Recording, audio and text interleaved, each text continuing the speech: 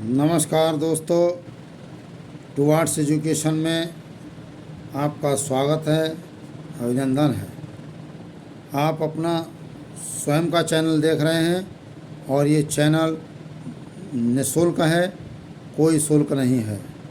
आपको TGT PGT का पूरा सिलेबस कराया जाएगा और एमसीक्यूज़ भी कराए जाएंगे, थ्योरी भी कराई जाएगी जो लेक्चर के रूप में होंगे। और आप लोग इसके लिए लाइक और शेयर और सब्सक्राइब ज़रूर करते रहें, जिससे कि आपको और मुझे मोटिवेशन मिलता रहे। आप लोग का समय बहुत कीमती है, जो समय मैं आपका व्यर्थ नहीं करना चाहता। कम समय में ज़्यादा पढ़ाना चाहता हूँ। आप उसको अगर रिपीट करेंगे बार बार, आपको याद हो जाएगा और आपके जो सवाल गलत हो जाते थे वो सवाल भी आपको सही होंगे, क्योंकि मैं टुवार्ड्स एजुकेशन आपको बहुत डिटेल से पढ़ाएगा, पूरा सिलेबस डिटेल, एक एक वर्ड पढ़ाएगा। इसके साथ अब हम आप वीडियो को शुरू करते हैं। इसमें आपको वनस्पति विज्ञान में कोशिका की संरचना तथा कार्य में हमने आपको पिछले वीडियो में आपको जंतु कोशिका और वनस्पति कोशिका का चित्र बनाकर समझाने का प्रयास किया था। अब मैं आपको वही चीज़ सब थ्योरी लेकर के चल रहा हूँ, जिसमें कि कोई भी चीज़ छूटे ना और आपको किसी भी तरीके से कोई समस्या का सामना ना करना पड़े। तो कैसे हैं मित्रों, आप लोग अच्छे होंगे, ऐसी हमारी आशा है। और आशा के साथ अब हम इस वीडियो को शुरू करते हैं। आप लोग सब्सक्राइबर, कमेंट, शेयर ज़रूर करते रहें। तो हम आपको आज पादप कोशिका के बारे में बताएंगे कि उसका जो डिवीज़न है वो किस तरह से है। तो देखिए, ये आपका पादप कोशिका है प्लांट सेल। प्लांट सेल में क्या है, हम लोग कोशिका भित्ति और कोश जीव द्रव कला दो भागों में बांटा। पहले कोशिका द्रव, जीव द्रव कला और कोशिका भित्ति, सेल वॉल और प्लाज्मा मेम्ब्रेन। उसके बाद जो प्लाज्मा मेम्ब्रेन है, क्योंकि कोशिका भित्ति तो ये बाहर रह गई ना, कोशिका भित्ति जो है वो तो बाहर रह गई, जैसे ये है कोशिका भित्ति ना। अब हम जो जीव द्रव है, जीव द्रव कला, वो ये सब है जीव द्रव कला इसके अंदर। इसमें हम आएंगे तो इसमें क्या है, इसको प्रोटोप्लाज्म, इसमें प्रोटोप्लाज्म भरा होता है।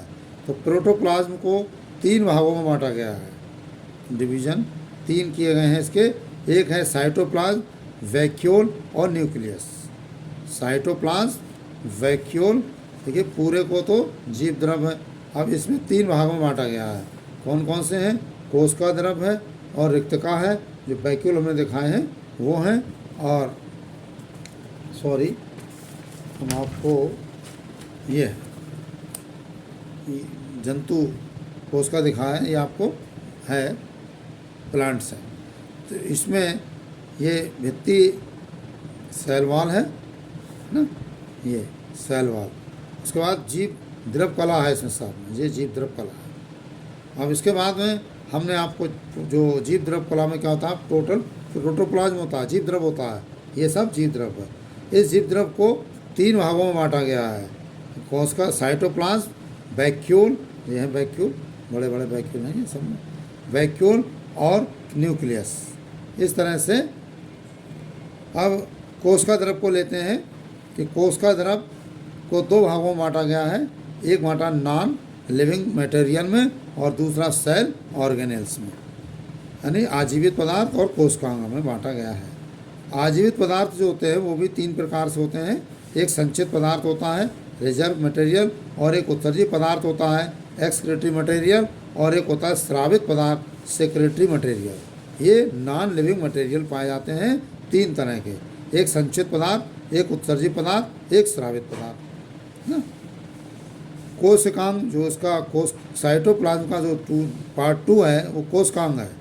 कोशिकांग यानी सेल ऑर्गेनेल्स, इसमें जो है, इसमें भी कई पार्ट्स में बांटा गया है। एक है एंडोप्लाज्मिक रेटिकुलम, एक होता है जैसे माइटोकॉन्ड्रिया, सेल ऑर्गेनेल्स में आता है। माइटोकॉन्ड्रिया कहाँ में आता है? सेल ऑर्गेनेल यानी कोशिकांग में, कोशिका के अंग में। एंडोप्लाज्मिक रेटिकुलम, माइटोकॉन्ड्रिया, लवक यानी प्लास्टिड, गाल्जी काय, राइबोसोम और लाइसोसोम और माइक्रोबॉडीज। 1 2 3 4 5 6 7 इनके इसको 7 पार्ट में बांटा गया है ना। एंडोप्लाज्मिक रेटिकुलम, माइटोकॉन्ड्रिया, लवक, गाल्जी काय, राइबोसोम और लाइसोसोम और माइक्रोबॉडीज। अब इधर हम तीसरा जो जो वैक्यूल, तो वैक्यूल रहेगा, ये वैक्यूल है। ये तीसरा पार्ट है केंद्रक का, न्यूक्लियस। न्यूक्लियस में 4 पार्ट में बनाया है, केंद्रक रखा है। केंद्रक कला यानी न्यूक्लियर मेम्ब्रेन, केंद्रक द्रव न्यूक्लियोप्लाज्म यानी केंद्र का न्यूक्लियस और क्रोमेटिन। ये न्यूक्लियस 4 पार्ट में है, केंद्रक कला, केंद्रक द्रव, केंद्रक और क्रोमेटिन। जो सेल ऑर्गेनेल्स थे, सेल ऑर्गेनेल्स में जो प्लास्टिड है, लवक, लवक को 3 भागों में बांटा गया है। एक है आवर्णी लवक ल्यूकोप्लास्ट, एक है वर्णी लवक क्रोमोप्लास्ट और एक है हरित लवक क्लोरोप्लास्ट। ल्यूकोप्लास्ट, क्रोमोप्लास्ट और क्लोरोप्लास्ट, ये लवक को 3 भागों में बांटा गया है।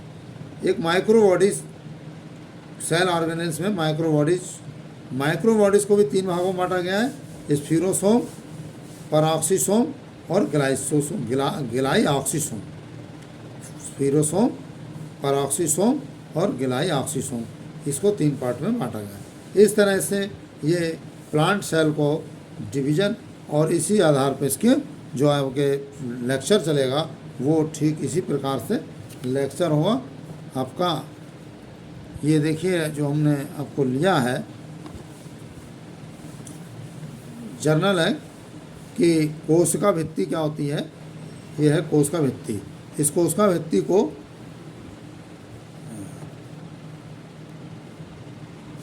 कोशिका भित्ति सेलुलोज की बनी होती है। 2 कोशिकाओं को जोड़ने वाली परत मिडिल लैमेला कहलाती है, जो सामान्यतः कैल्शियम पैक्टेट की बनी होती है। कोशिका कला, इसमें कोशिका कला है तीसरा भाग। कोशिका कला के अंदर उपस्थित जीवित पदार्थ को जीव द्रव प्रोटोप्लाज्म कहते हैं। प्रोटोप्लाज्म को 2 भागों में बांटा जा सकता है, एक न्यूक्लियस है और दूसरा कोशिका द्रव है, साइटोप्लाज्म। कोशिका द्रव सामान्यतः मिश्रित प्रकार का होता है। इसमें सभी कोशिकांग जैसे माइटोकॉन्ड्रिया, लवक, गोल्जी काय, एंडोप्लाज्मिक रेटिकुलम आदि मिलते हैं। कोशिकांगों के अतिरिक्त द्रव पदार्थ मिलता है, जिसमें प्रोटीन, कार्बोहाइड्रेट, विभिन्न प्रकार के कार्बनिक तथा कार्बनिक पदार्थ आदि मिलते हैं। इन सभी के कारण ये कालिलय अथवा कोलाइडल होता है। न्यूक्लियस क्या होता है? ये दोहरी कला वाली यानी डबल मेम्ब्रेनस संरचना है। इसके भीतर केंद्रक द्रव मिलता है। केंद्रक द्रव में केंद्रक तथा क्रोमेटिन मिलते हैं। कोशिका में मिलने वाले प्रत्येक कोशिकांग का कार्य विशेष होता है।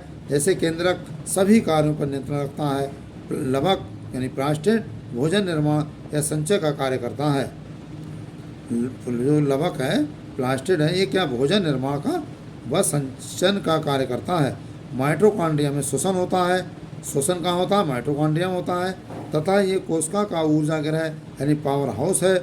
इसको इसी माइटोकॉन्ड्रिया को ही ऊर्जा का पावर हाउस कहते हैं और ये कई बार सवाल आ चुका है। गोल्जी काय यानी गोल्जी बॉडी श्रावण सिक्रीशन का कार्य करती है। देखिए अलग अलग कार्य हैं सबके ना। लवक का काम क्या है? भोजन निर्माण और संचयन का कार्य। माइटोकॉन्ड्रिया का काम श्वसन का काम है ना, जिसी को ऊर्जा गृह कहते हैं। अब बता गाल्जी काय का सिक्रेशन का कार्य होता है। लाइसोसोम रक्षण तथा भक्षण का। राइबोसोम प्रोटीन संश्लेषण का काम करता है। एंडोप्लाज्मिक रेटिकुलम पदार्थों को केंद्रक तथा कोशिका द्रव में लाने व ले जाने का कार्य करता है। यही आपको MCQ से मिलेंगे कि गोल्जी काय का मुख्य कार्य क्या है। ठीक है। जंतु कोशिका में सेंट्रोसोम पाया जाता है।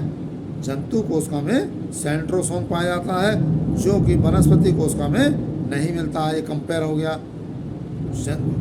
क्या चीज? सेंट्रोसोम जंतु कोशिका में होता है और वनस्पति कोशिका में नहीं होता है।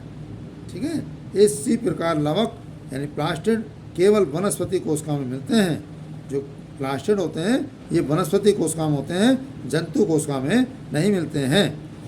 अब आता है नेक्स्ट है उपापचय निष्क्रिय पदार्थ। ये आपको हम नेक्स्ट वीडियो में देंगे।